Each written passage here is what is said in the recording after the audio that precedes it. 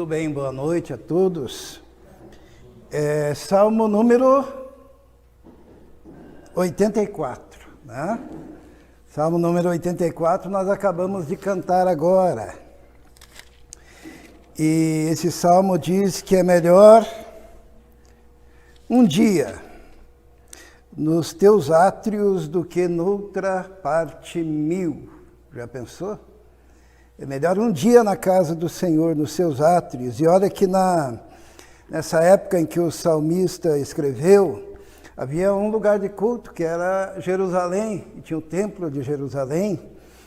E todas as famílias, em especial os homens, tinham que ir ao templo uma vez por ano. Hoje em dia a gente já tem mais facilidade, né, de virmos à casa do Senhor sempre, mas era para eles um privilégio, porque eles saíam em caravanas, em procissões das mais diferentes regiões de Israel, para ir até Jerusalém, cultuar a Deus. E é nesse contexto de peregrinação que o salmista, então, ele fala algumas coisas no Salmo 84. Então vamos ler o Salmo 84, ele diz assim, preste bem atenção. Como é agradável o lugar da tua habitação, Senhor dos exércitos. A minha alma anela e até desfalece pelos átrios do Senhor. O meu coração e o meu corpo cantam de alegria ao Deus vivo. Até o pardal achou um lar e a andorinha um ninho para si, para abrigar os seus filhotes, um lugar perto do teu altar. Ó Senhor dos exércitos, meu Rei e meu Deus, como são felizes os que habitam em tua casa, louvam-te sem cessar. Como são felizes os que em ti encontram sua força, e os que são peregrinos de coração. Ao passarem pelo vale de Baca, fazem dele um lugar de fontes. Como as chuvas de outono, também o enchem de cisternas. O versículo 6 fala do vale de Baca, né? O que é o vale de Baca? É que antigamente o lixão era fora da cidade, depois dos muros.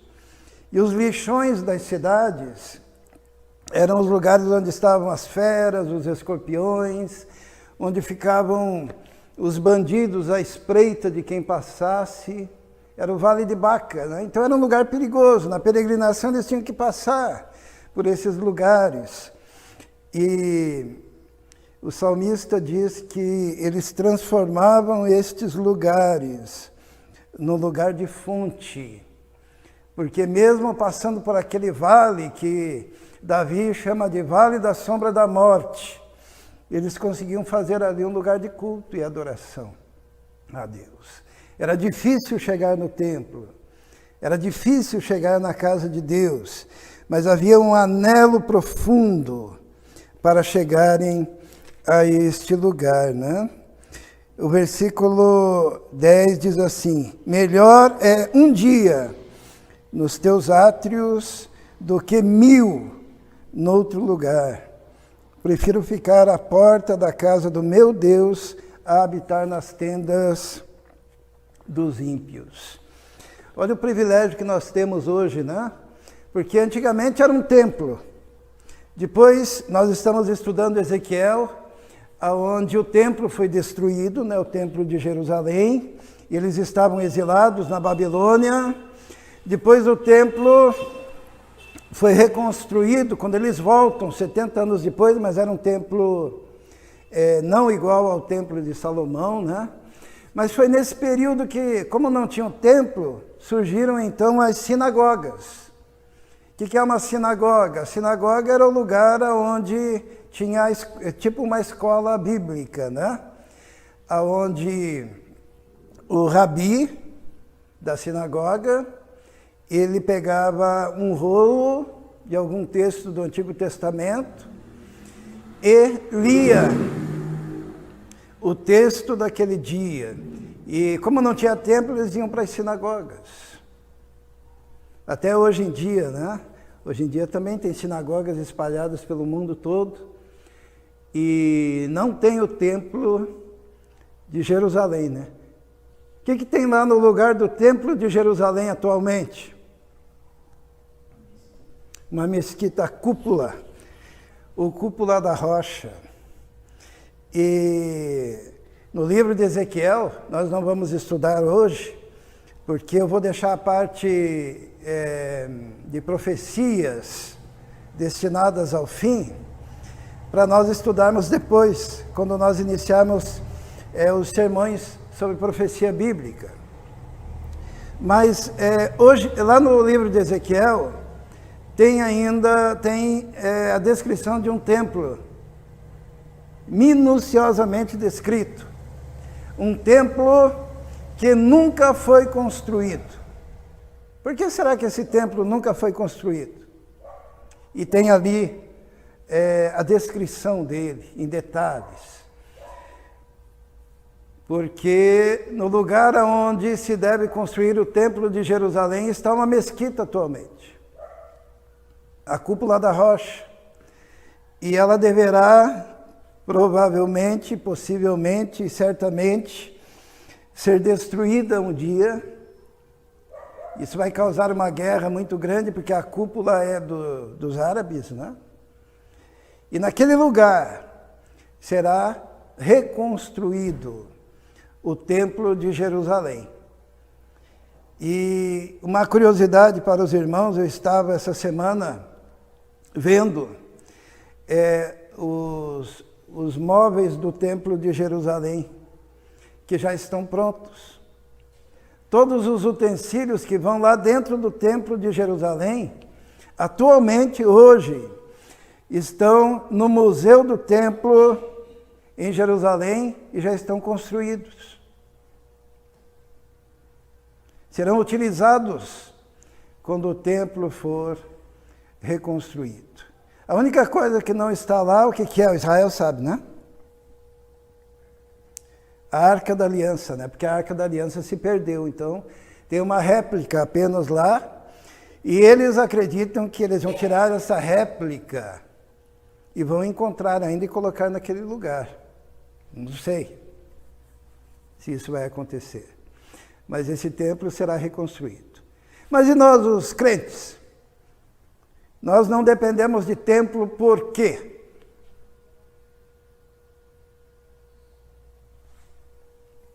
Bem simples, né? Porque nós somos o templo do Espírito Santo. Quando a gente aceita Jesus, o Espírito vem morar em nós. No Templo de Jerusalém, tinha o átrio dos gentios, onde as nações podiam chegar só até ali. Tinha o átrio dos judeus, onde os judeus adoravam e sacrificavam. E tinha o lugar santo dos santos. E para separar o lugar santo dos santos, tinha um véu, uma cortina. E quando Jesus morreu, essa cortina se rasgou de cima a baixo, se abriu essa cortina. E a partir daquele momento, cada um de nós, pelo sangue do Cordeiro, temos acesso ao Santo dos Santos, que é a presença de Deus. Hoje, já. Por quê? Porque nós somos, hoje em dia, o templo do Senhor. E hoje nós não precisamos de intermediários, exceto Jesus. Jesus é o único mediador. Nós não precisamos de um sumo sacerdote humano. Nós não precisamos de um... E quando Jesus morreu lá na cruz, tornou-se o eterno sumo sacerdote definitivamente. Tem algumas seitas heréticas que dizem que Jesus na cruz não fez tudo, fez só um pouco. Tá? Que Jesus morreu lá na cruz, é o nosso Salvador e tal...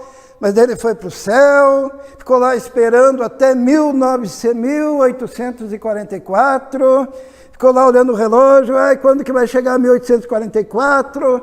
E daí em 1844 ele abriu o véu e entrou no Santo dos Santos. A Bíblia diz que o véu rasgou-se na cruz, e rasgou de cima a baixo, e nos deu acesso. E que a obra de Jesus foi uma e definitiva. E a partir daquele momento nós nos tornamos o quê? Templo do Espírito Santo. Está escrito na Bíblia que nós somos templo do Espírito Santo? Está ou não? O apóstolo Paulo ele diz, né? Não sabeis vós que sois o templo do Espírito Santo e que o Espírito de Deus habita em vós?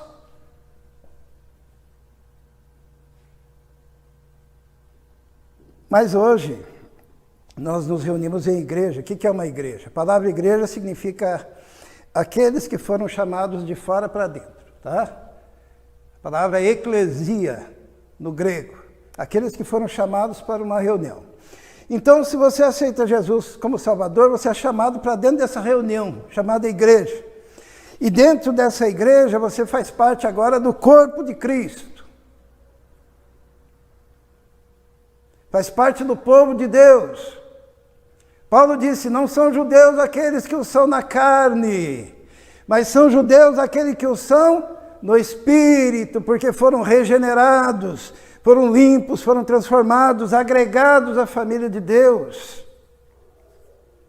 Nós hoje, igreja, somos o povo de Deus, cheios do Espírito de Deus, com livre acesso ao Pai pelo sangue da aliança, e somos participantes da nova aliança em Cristo Jesus. Que coisa maravilhosa, né? O Salmo nos lembra que eles peregrinavam. E Jesus nos lembra que quando nós fechamos os olhos, nos colocamos diante do Senhor, estamos já no Santo dos Santos, adorando a Ele, em qualquer lugar que estejamos, seja dentro da igreja local, seja peregrinando no trabalho, nós temos acesso pelo sangue do Cordeiro. E quando fala, as seitas se utilizam muito das palavras que têm mais de um significado, como polissêmicas, né? Uma palavra polissêmica é uma palavra que tem mais de um significado. Por exemplo, bomba. Tem mais de um significado? Pode ser bomba de encher pneu. Pode ser bomba de chocolate. Pode ser bomba que explode, né? Na guerra. Pode ser bomba de tirar água do poço. É uma palavra polissêmica. Igreja também é uma palavra polissêmica. Igreja significa assembleia, que é uma reunião, onde o povo se reúne para adorar a Deus, se reúne para deliberar. Igreja pode significar igreja local, por isso que Paulo falava da igreja que está em Éfeso, da igreja que está em Esmirna, na igreja que está lá em Corinto, na igreja são igrejas locais. Igreja pode significar também igreja universal, que não é a do reino de Deus, tá? A igreja universal significa aquela igreja que é a reunião de todos aqueles que no passado, no presente e no futuro creem em Jesus. É a igreja universal, a igreja de todos os santos, né? Igreja pode significar a reunião que eu faço com a minha família em casa. E igreja pode significar você como templo do Espírito Santo. Então, quando misturam essas coisas, acabam mexendo, né? Tanto que daí dizem, nós somos a igreja remanescente. Não, a igreja remanescente é a igreja de todos aqueles que creem em Jesus Cristo como o único e suficiente Salvador, que estão espalhados na terra e não tem título, não é uma denominação. Mas tem gente da igreja remanescente na Assembleia, tem gente da igreja remanescente na Batista, tem gente da igreja remanescente na Metodista, tem igreja... Estamos espalhados, porque é aqueles que creem no Senhor Jesus, né? Creem e foram transformados. Então, irmãos, que privilégio a gente estar na igreja local. Aqui é uma igreja local. Porque nós participamos da igreja universal, né? Outro termo para a igreja também é a igreja militante. O que é uma igreja militante? é uma igreja que está trabalhando na evangelização do mundo. É a igreja militante. E a igreja que não é militante qualquer, é aqueles que já morreram e já estão na glória. Eles já não estão militando aqui em pregar o evangelho, mas fazem parte também da igreja. E como é importante saber tudo isso, né? E fazer parte, assim, do povo de Deus. Mas uma coisa é certa. Melhor é estar na casa de Deus, na igreja local, vamos aplicar, um dia, do que 1000 em qualquer outro lugar.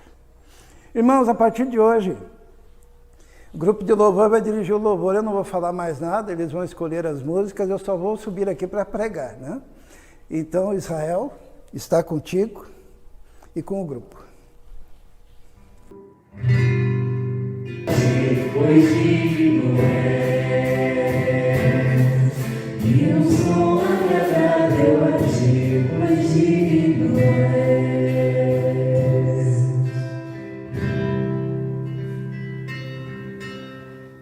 As minhas mãos eu quero levantar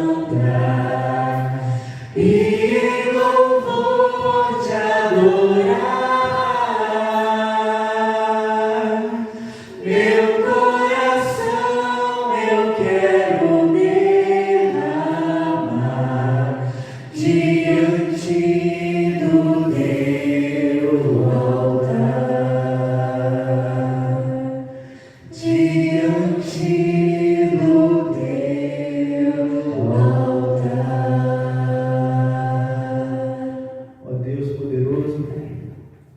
Estamos aqui na tua casa para te receber este louvor, para entregar os nossos dons, os nossos talentos, aquilo que o Senhor nos dá. E queremos usar tudo o que temos e tudo o que somos para o teu louvor, para sermos testemunhas do teu amor, da tua salvação, da tua graça, Senhor. Por isso que nos encontramos aqui neste domingo, na tua casa, neste espaço que foi consagrado ao Senhor, onde todos aqui com o coração quebrantado, contrito, com dores da semana, com perdas, com angústias, mas também com vitórias, com conquistas e com a esperança de que o Senhor em breve voltará, que o Senhor em breve virá nos buscar e dessa forma estaremos todos em felicidade eterna, contemplando a tua face, onde poderemos ver o Senhor face a face, de forma plena, com todos os santos, com todos os nossos irmãos, com os nossos familiares, com aqueles que acreditaram e têm fé e firmeza na palavra do Senhor. É por isso que te adoramos, Senhor. É por isso que exaltamos o teu nome e que as bênçãos que o Senhor tem para nós, que recebamos, que possamos ser alcançados, Senhor. Em nome de Jesus, amém. Amém.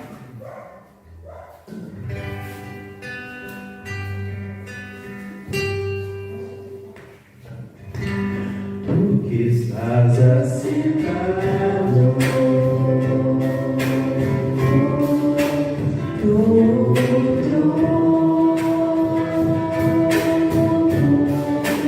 sempre reinando,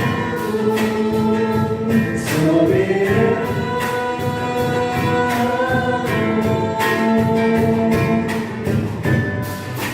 Homens cantando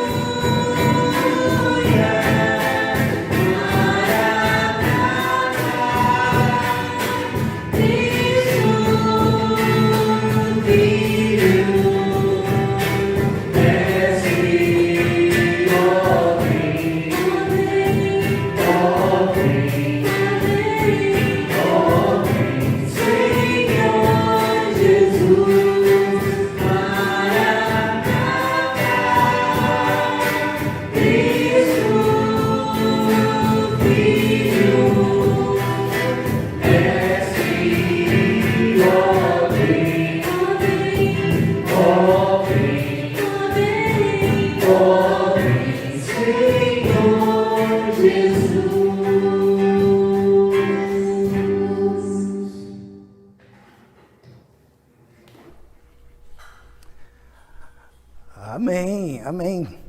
Muito bem.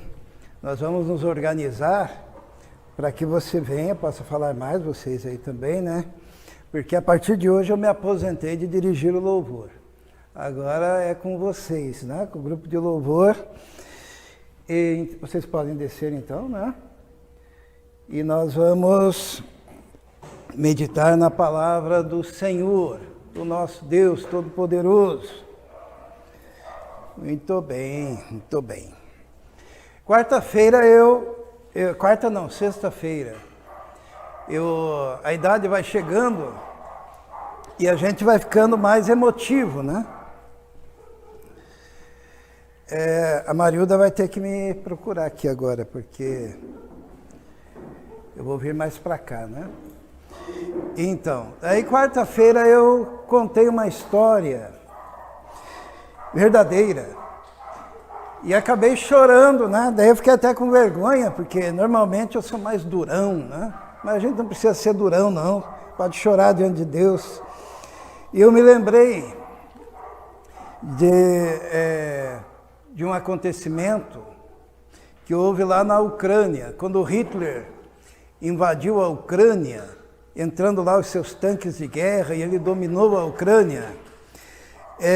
Teve uma família que foram pegas dessa família, a mãe e a filha, e foram levadas pelo exército até um lugar onde aquela menininha ouviu os soldados dizendo assim, na cabeça, acerta na cabeça.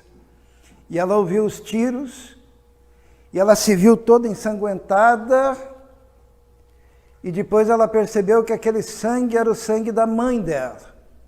A mãe dela foi ferida e aquela menina ficou ali toda ensanguentada até que teve uma oportunidade de sair dali.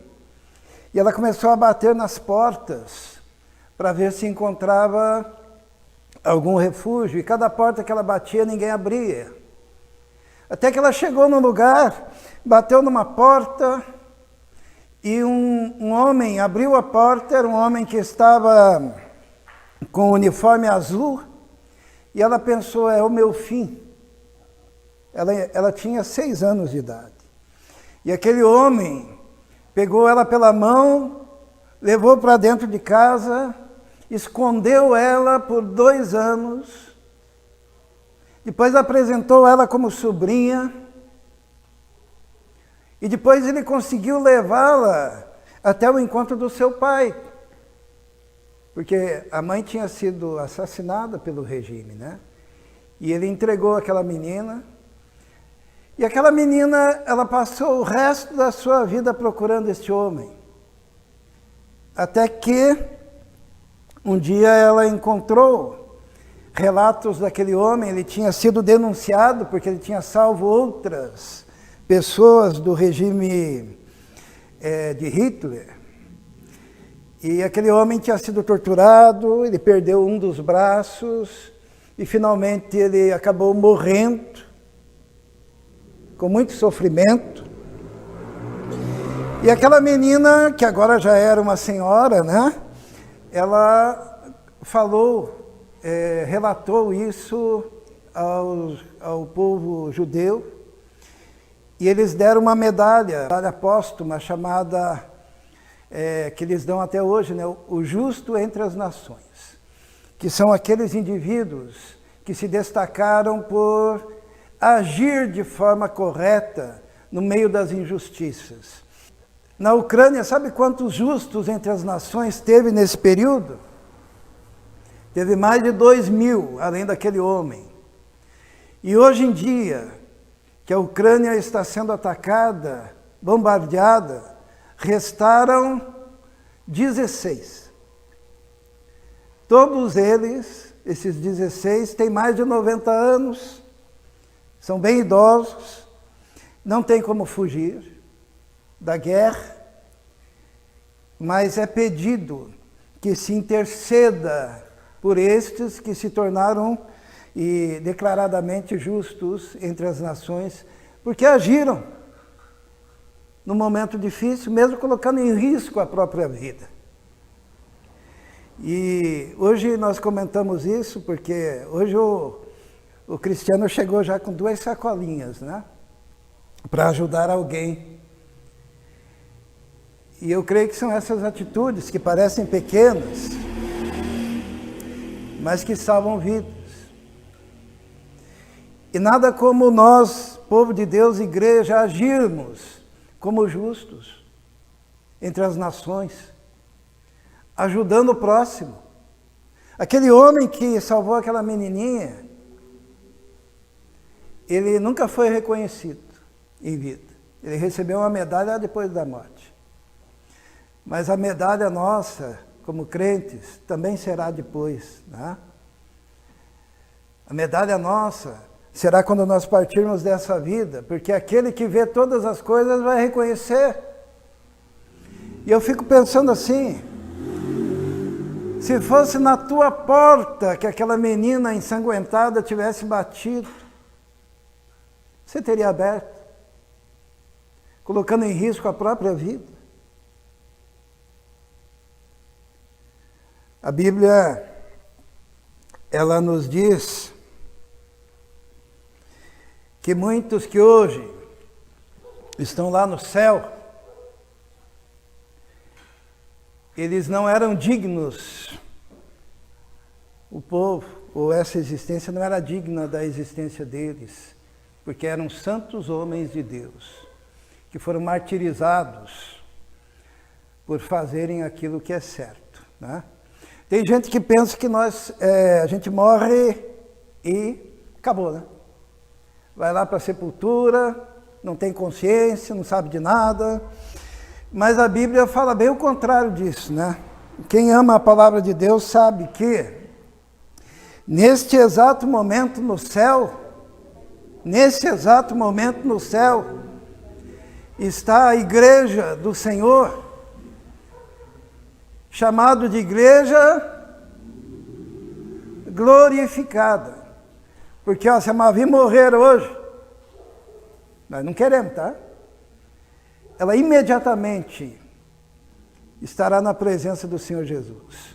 Paulo, ele disse de si mesmo, ele falou, não sei o que escolher, se partir e estar com Cristo, ou se continuar.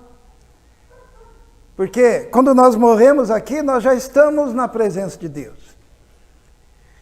Em Hebreus, no capítulo 12, o escritor aos Hebreus, ele dá um puxão de orelha num povo, que era um povo que estava fazendo a corrida da fé ao contrário. O que é fazer a corrida da fé ao contrário? Alguém sabe aqui? Porque a nossa corrida da fé é na direção do Senhor. Mas se a gente correr ao contrário, a gente vai na direção do quê? Sabe, imagine assim um corredor, um atleta trapalhão. Para que lado que ele vai correr?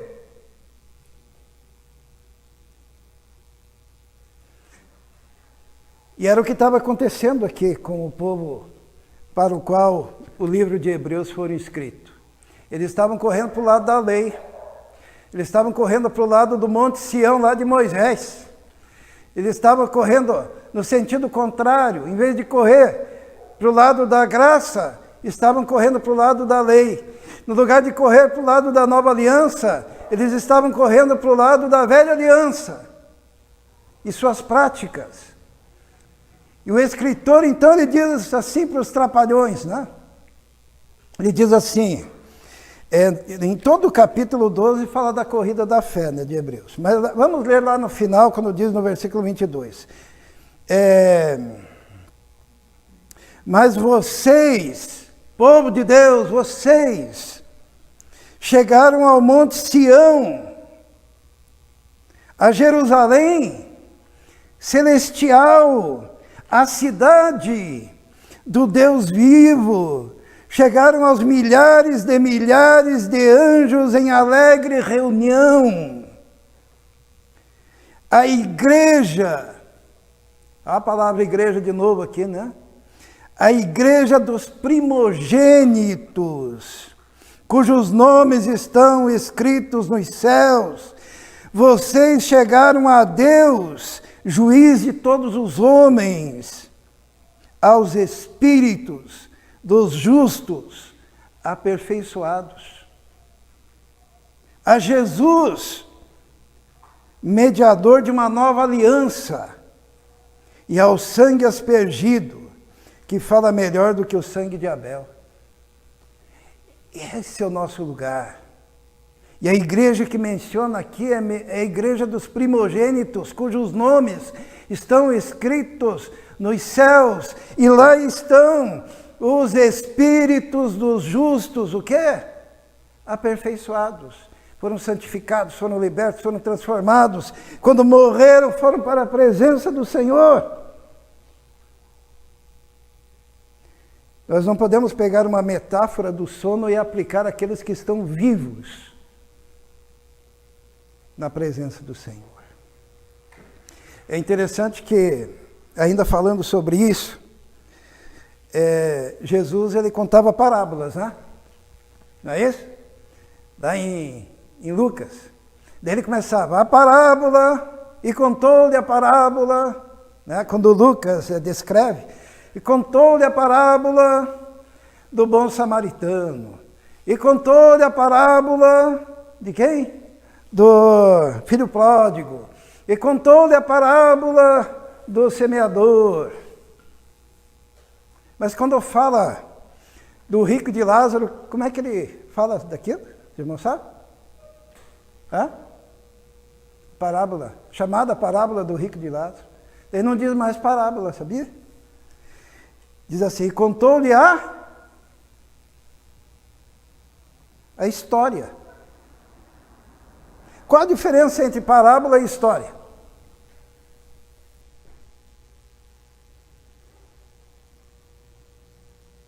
Parábola é uma história que pode ser fictícia ou não, onde você pega um determinado elemento, né? Agora, história é algo que aconteceu. Hoje em dia não existe nem diferenciação história com H e história com E, tá? Quem faz letras já sabe disso. Daí o que aconteceu? Jesus estava contando a história de um que morreu e era injusto e já estava em tormentos, e outro que morreu e era justo e já estava em gozo celestial. Porque a nossa vida, ela é um sopro. Mas quando a gente parte daqui, a gente já está na presença do Senhor. E Jesus já disse isso. Por isso que Moisés apareceu para Jesus lá no Monte da Transfiguração. Por isso que Elias apareceu vivo para Jesus lá no Monte da Transfiguração. Né? Por isso que Enoque foi levado à presença de Deus. Né? Como que ele foi levado? Deus se agradou dele e o tomou para si, é o que diz a palavra. Nós pertencemos à igreja militante, é a igreja que está trabalhando. Mas partindo daqui a gente participa da igreja glorificada, que continua glorificando e adorando a Deus. Amém? Ah, eu quero um amém mais sonoro, não? Poxa. Muito bem. Nós vamos abrir a nossa Bíblia em Daniel, no primeiro capítulo. Nós vamos deixar hoje de lado um pouquinho o livro de Ezequiel e nós vamos falar sobre Daniel. Por quê? Por causa, algumas explicações precisam ser dadas, né? Os irmãos que participaram dos estudos de Ezequiel o sabem, que quando foram levados no cativeiro o povo de Deus, foram em 3 levas, né? Todo mundo aqui já sabe, foram em 3 grupos, e no primeiro grupo foram escolhidos os melhores do povo. Aquele que tinha profissão, daí lá estavam os carpinteiros, os pedreiros, os estudiosos, os sacerdotes, foram levados para a Babilônia, na primeira leva. Na segunda leva, levou mais um outro grupo. E daí teve a última leva, que era a terceira leva, que levou os que tinham ficado lá até a queda de Jerusalém, quando Jerusalém foi totalmente destruído e o templo foi destruído, né? Foram 3 levas. E Deus providenciou profetas nesse tempo. Então, daí o profeta Daniel, que é o que nós vamos falar sobre ele hoje, foi levado na primeira leva. O profeta Ezequiel e o profeta Jeremias, o profeta Ezequiel foi levado também, só que ficou ali no meio do povo, enquanto Daniel ficou no palácio. E o profeta Jeremias ficou lá em Jerusalém pregando. Então tinha profeta pregando no palácio, tinha profeta pregando ali no meio do povo, junto ao rio Quebar, e tinha profeta em Jerusalém, tá? O profeta Daniel é o profeta que foi lá para o palácio. Mas como é que Deus colocou ele no palácio? E é isso que nós vamos ver hoje. No capítulo 1, prestem atenção na leitura, né? Diz assim, todo mundo aí encontrando? Eu tenho projetado, hoje eu não vou projetar, né? Mas cada um poderá usar a sua Bíblia. Muito bem, diz assim, no 3º ano do reinado de Jeoaquim, rei de Judá, Nabucodonosor, rei da Babilônia, veio a Jerusalém e a sitiou. E o Senhor entregou Jeoaquim, rei de Judá, nas suas mãos, e também alguns dos utensílios do templo de Deus. Ele levou os utensílios para o templo do seu Deus, na terra de Sinear, e os colocou na casa do tesouro do seu Deus. Depois o rei ordenou a Aspenaz, o chefe dos oficiais da sua corte, que trouxesse alguns dos israelitas da família real e da nobreza, jovens, sem defeito físico, de boa aparência, cultos, inteligentes, que dominassem os vários campos do conhecimento e fossem capacitados para servir no palácio do rei. Ele deveria ensinar-lhes a língua e a literatura dos babilônios. De sua própria mesa, o rei designou-lhes uma porção diária de comida e de vinho. Eles receberiam um treinamento durante 3 anos. E depois disso, passariam a servir o rei. Entre esses estavam alguns que vieram de Judá. Daniel, Ananias, Misael, Azarias, o chefe dos oficiais, e deu-lhes novos nomes. A Daniel deu o nome de Beltesazar, a Ananias, Sadraque, a Misael, Mesaque, a Azarias, Abdenego. Daniel, contudo, decidiu não se tornar impuro com a comida e com o vinho do rei, e pediu ao chefe dos oficiais permissão para se abster deles. E Deus fez com que o homem fosse bondoso para com Daniel e tivesse simpatia por ele. Apesar disso, ele disse a Daniel: tenho medo do rei, o meu senhor, que determinou a comida e a bebida de vocês. E se ele os achar menos saudáveis que os outros jovens da mesma idade, o rei, porém, podia pedir a minha cabeça por causa de vocês. Daniel disse então ao homem que o chefe dos anciãos tinha encarregado de cuidar dele, de Ananias, Misael e Azarias: Peço-lhe que faça uma experiência com os seus servos durante 10 dias. Não nos dê nada além de vegetais para comer e água para beber. Depois, compare a nossa aparência com a dos jovens que comem a comida do rei. E trate os seus servos de acordo com o que você concluir. E concordou e fez experiência com eles durante 10 dias. Vamos orar. Senhor, pedimos agora em nome do Senhor Jesus que possamos compreender a sua palavra, possamos aplicar a sua palavra, que o teu Espírito Santo tenha aquela liberdade absoluta no nosso coração para nos fazer compreender a tua voz e atentar para aquilo que o Senhor quer de cada um de nós. Nós te pedimos isso, Senhor, em nome de Jesus. Amém. Aqui nós estamos diante de uma situação que pode ser comparada à situação de muitos dos nossos jovens, né?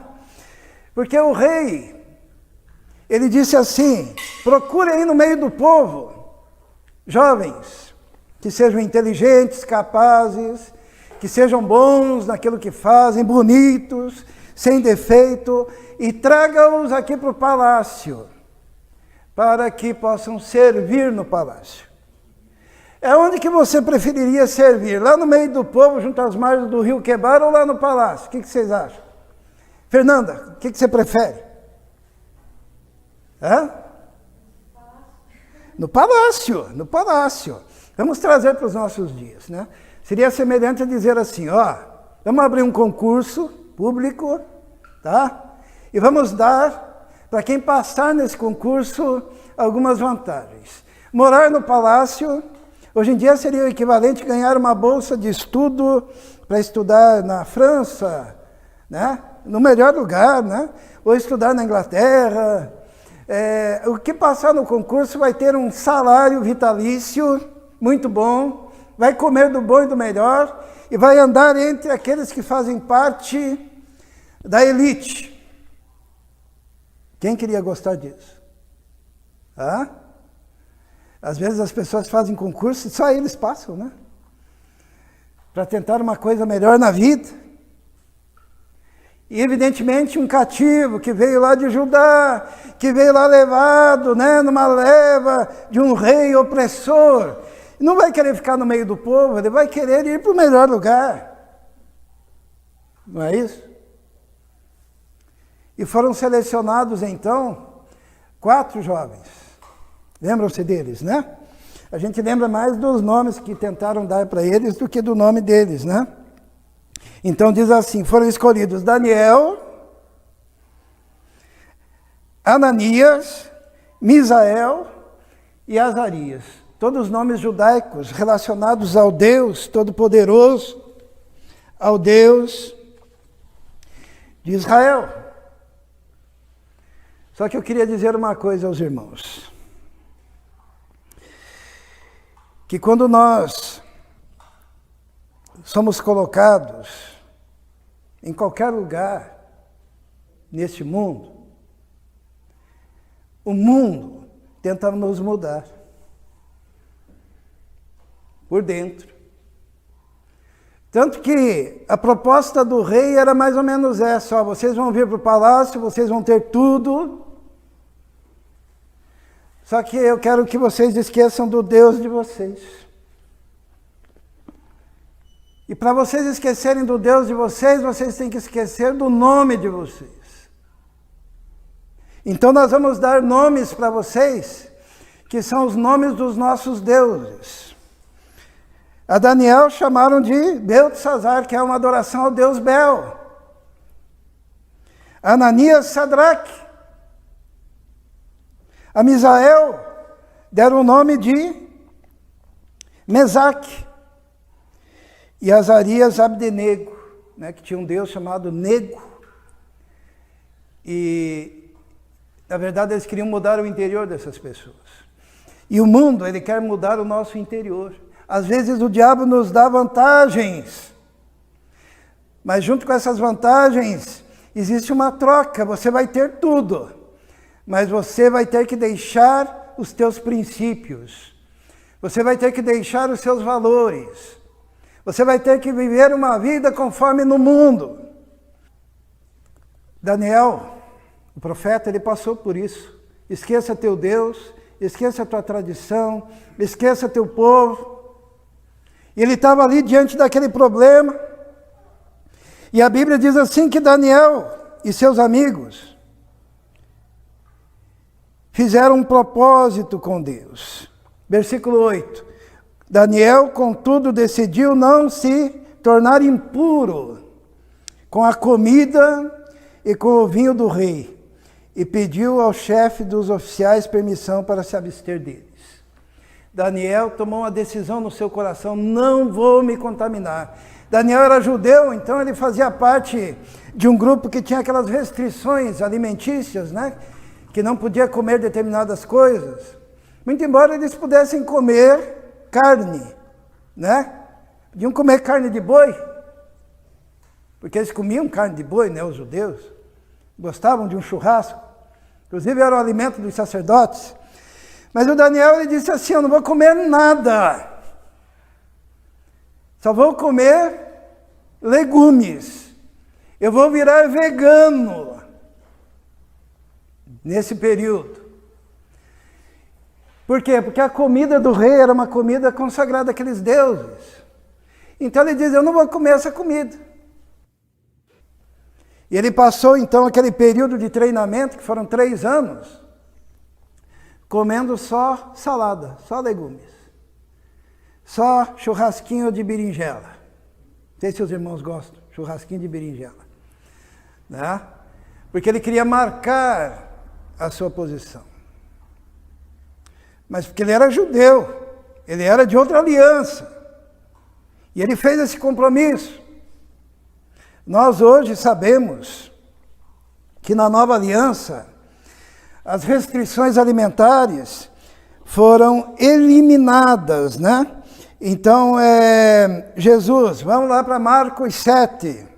Marcos, capítulo 7, versículo 19, diz assim, ó. Marcos 7, 19. Jesus, ele diz assim, ó, quando os fariseus, que é sempre fariseu que enche a paciência por causa disso, né? Então diz assim, quando os fariseus começaram a criticar os discípulos, disse assim: porque não entra aqui assim, ó. Ou melhor, versículo 18. Será que vocês também não conseguem entender? Jesus está meio brabo, né? Perguntou-lhe Jesus: não percebem que nada que entre no homem pode torná-lo impuro? Estava falando dos alimentos, né? Porque não entra em seu coração, mas no estômago, sendo depois eliminado. Ao dizer isso, Jesus declarou puros todos os alimentos. E a gente não tem como dizer de forma mais clara.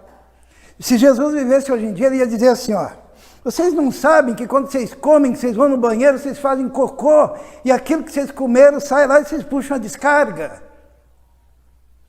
É isso que Jesus diz. Porque não entra em seu coração, mas em seu estômago, sendo depois eliminado. Então Jesus está dizendo: pare com isso. Pare com isso. E no final uma declaração do escritor, né, Marcos, onde ele diz assim: ao dizer isso, Jesus declarou o quê? Puros. O quê? Todos os alimentos. Então nós já temos a palavra de Jesus. Então você vai ficar com a palavra de Jesus ou com a palavra de algum estudioso que pega e diz: não, mas acontece que não acontece nada, Jesus falou. Pronto. Também quando Jesus manda os 70, está lá em Lucas 10, 5. Jesus manda 70 para pregar, né? E daí ele diz assim: quando entrarem numa casa, digam primeiro: paz a esta casa. Se ali houver um homem da paz, a paz de vocês repousará sobre ele. Senão ela voltará para vocês. Fiquem naquela casa e comam e bebam o que lhes derem. O missionário, o que ele tem que fazer? Ele vai pregar o evangelho, tá? Chega numa cidade, chega numa vila, chega num bairro, entra numa casa. Eu vou lá na casa do Cristiano, né? Chego lá, o Cristiano prepara lá um bife de... aquilo que você não gosta, fígado, né? Um bife de fígado. Para o missionário aqui, tá? Daí eu digo, Cristiano, não come isso. Porque, não. Tá. Daí o Cristiano já vai ficar assim, eita. Daí a esposa dele, que é muito gentil, né? Bate no Cristiano, deixa, ele não gosta de fígado. Eu vou lá preparar uma berinjela para o pastor. Daí o pastor pega e diz assim, o missionário, né? Eu não como berinjela. Sabe, irmãos, tem seminaristas que a gente tem vergonha de sair com eles. A gente chega na casa do irmão, o irmão oferece um café, ela não toma café, tem chá. Daí lá vai a irmã fazer um chá, tudo bem. Daí eles vão preparar lá um pão, daí coloca lá uma mortadela, né? Coloca lá um queijo. Não tem um queijo prato, não como mussarela. O missionário ele tem que estar pronto para entrar na casa do irmão, tomar aquele cafezinho, comer aquele pão. Eu me lembro uma vez de uma maionese que a irmã, com o maior carinho, abriu 2 ovos assim em cima e mexeu o ovo cru na maionese, assim, disse, ó, fica mais gostoso, pastor. Eu disse, obrigado. Come um pouco, faz parte da cultura da casa.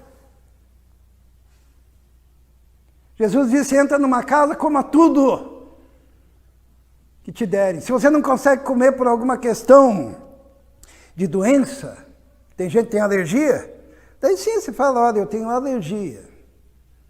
Então não é por mal, eu gosto, é uma coisa legal, mas eu não posso. Mas por frescura, não.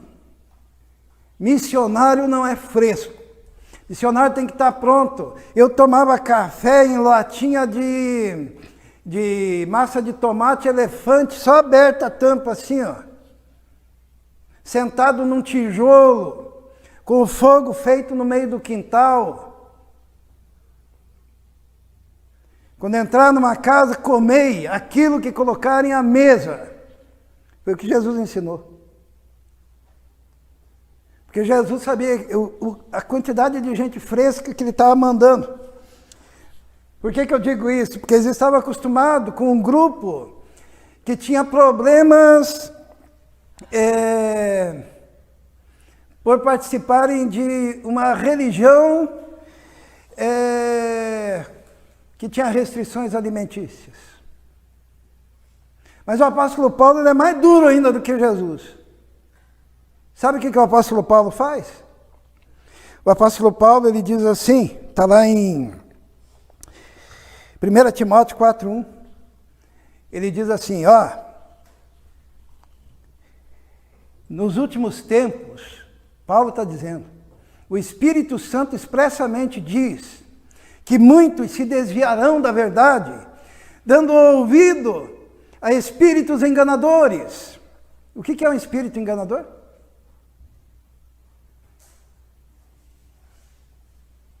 Demônio.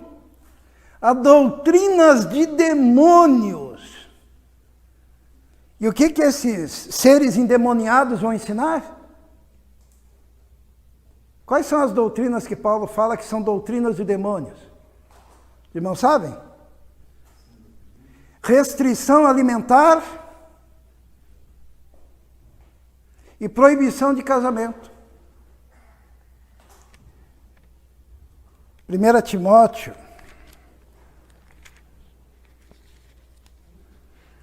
capítulo 4, versículo 1 diz assim, o Espírito diz, o Espírito Santo, tá?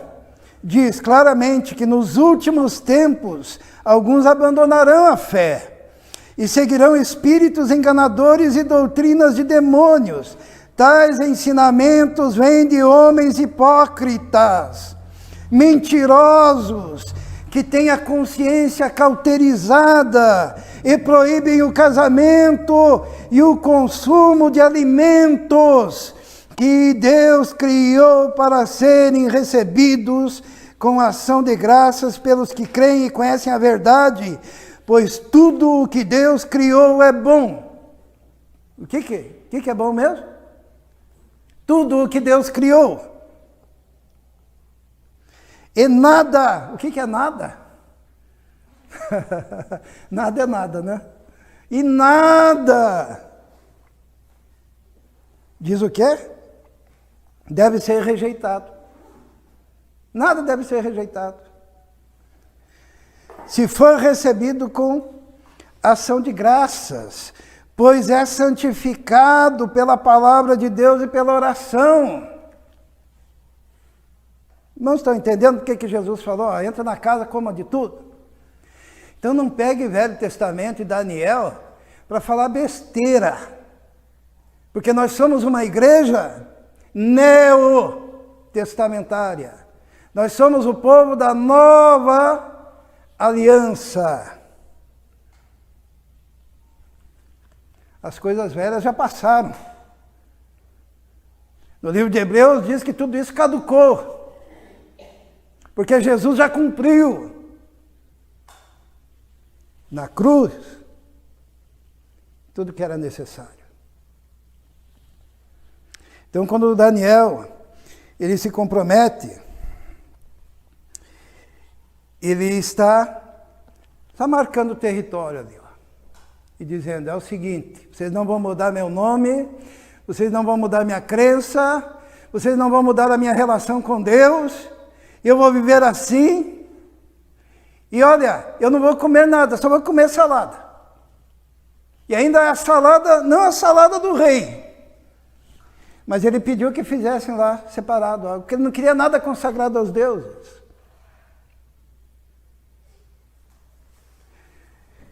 Mas nós encontramos eu coloquei errada a citação ali, acho que é Coríntios, capítulo 8.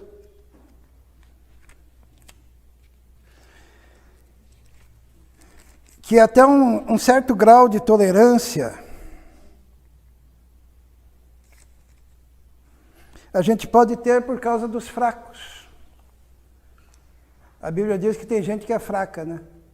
Que se estribucha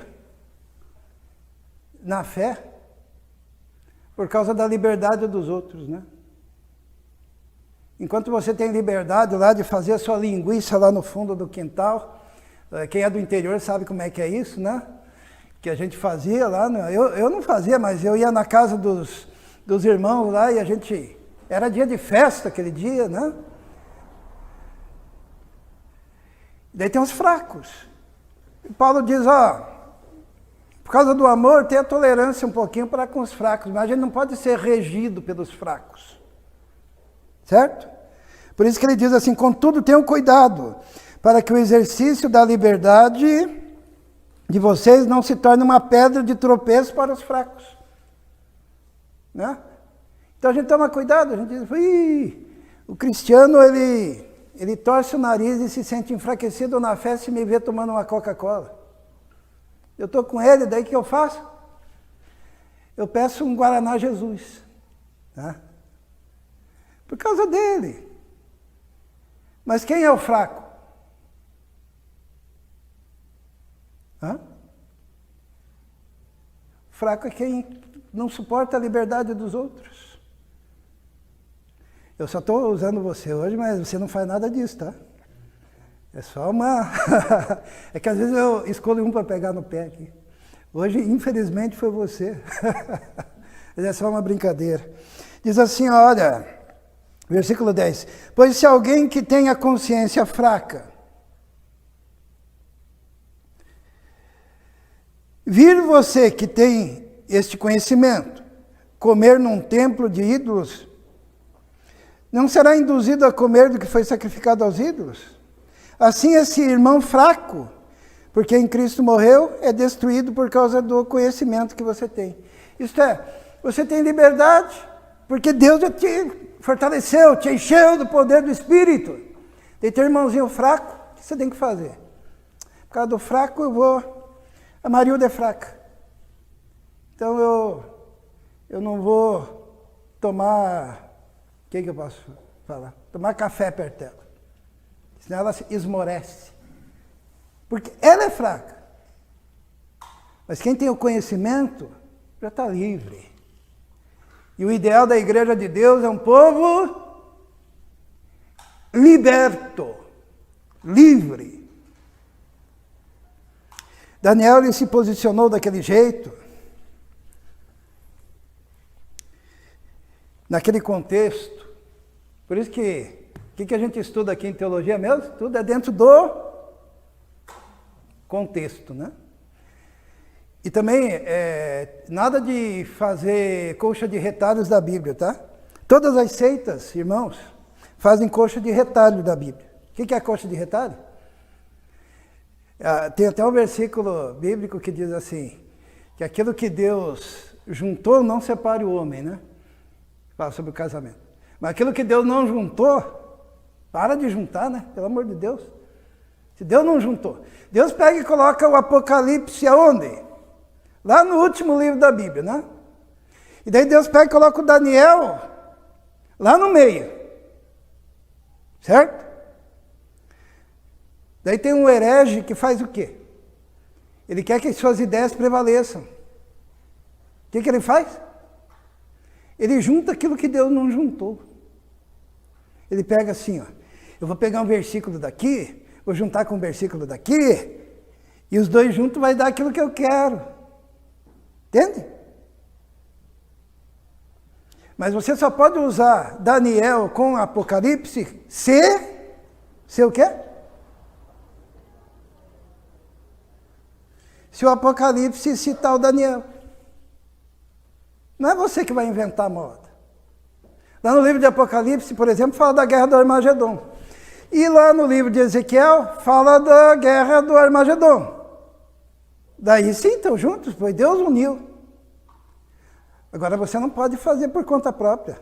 Você não pode pegar lá um texto bíblico que está em Daniel e juntar com Esdras ou com Neemias para que dê certo aquilo que você imagina.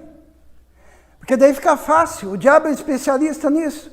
Ele pega um texto daqui, um daqui, um daqui, um daqui, junta tudo e diz para Jesus, pula.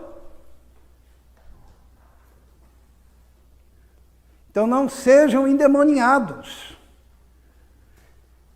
Se Deus colocou separado, deixa separado. Se Deus citou na sua palavra, daí sim, daí estão juntos. Isso é um princípio de hermenêutica. Um princípio de interpretação. E o profeta Daniel, para nós encerrarmos, diz a palavra de Deus o seguinte, que Deus o honrou e diz assim, ó, vamos encerrar com esse versículo. Ao final do tempo estabelecido pelo rei, para que os jovens fossem trazidos à sua presença, o chefe dos oficiais os apresentou a Nabucodonosor. O rei conversou com eles e não encontrou ninguém comparável a Daniel, Ananias, Misael e Azarias, de modo que eles passaram a servir o rei. O rei lhes fez perguntas sobre todos os assuntos que exigiam sabedoria e conhecimento, e descobriu que eram 10 vezes mais sábios do que todos os magos e encantadores de todo o reino. Eles foram considerados pelo rei 10 vezes mais sábios, porque eles se firmaram no Senhor.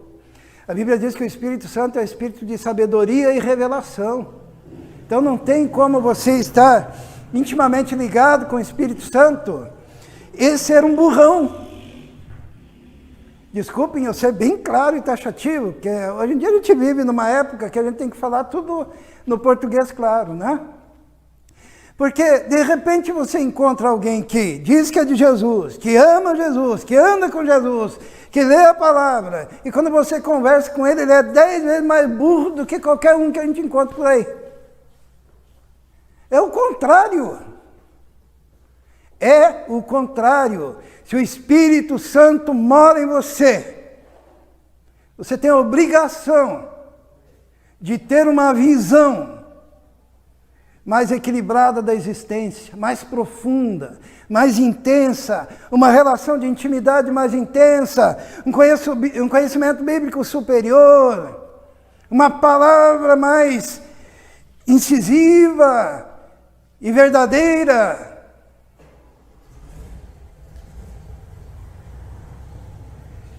Quem é de Jesus não fica procurando pelo em ovo. E basta ter uma leitura. Eu nunca me esqueço da dona Domingas, que era uma senhora, uma baiana, quando eu era ainda jovem. E ela era lá da igreja que eu participava. E quando eu estava para ir para o ministério, ela foi à frente falar. E ela me deu conselhos. Aquela mulher era analfabeta, mas ela conhecia a Bíblia, de capa a capa, porque ela ouvia os pregadores, ela ouvia as leituras e ela gravava com aquela mente brilhante que ela tinha. Ela citava os textos de cor. Ela dava o testemunho dela, dizia que morava lá num sítio, e pela graça de Deus, Deus enviou um protestanto. Ela falava isso, falava assim, protestanto, se referindo a um crente, que foi até aquela fazenda montado num cavalo, e ali pregou o evangelho para ela.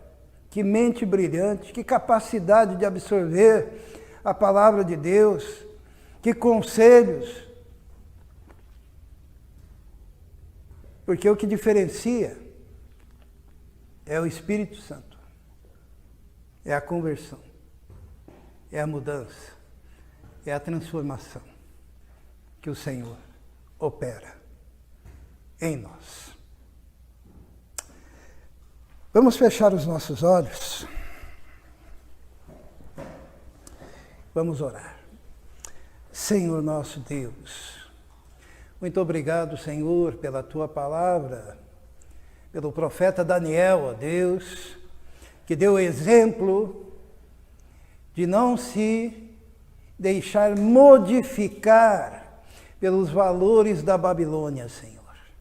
E assim nós também, neste mundo que quer modificar a nossa mente, nosso coração, a nossa vida, a nossa conduta, que possamos ter essa firmeza, ó Deus, de nos mantermos nos Teus valores e princípios, na Tua palavra, de nos mantermos no enchimento do Teu Espírito e da Tua graça.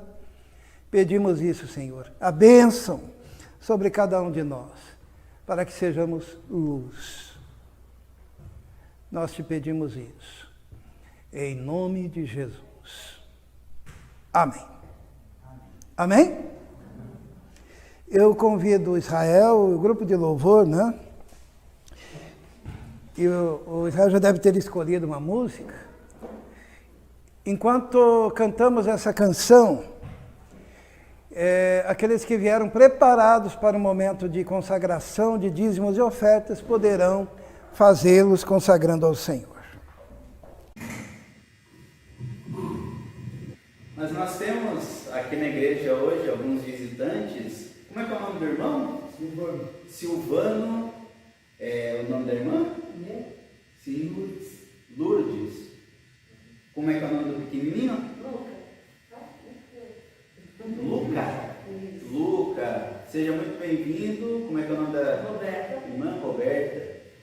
O irmão Darcy já é da casa, já é um irmão aqui da igreja. Cristiano, sua esposa. Eu não sei o nome da esposa do Cristiano. Flávia. Eu esqueço, eu sou ruim de memória que eu herdei do meu pai. Tá certo? O Kishi também já é uma irmã aqui, já é muito querida, já foi muito bem recebida. É muito bem recebida aqui. Vamos nos colocar em pé para orar.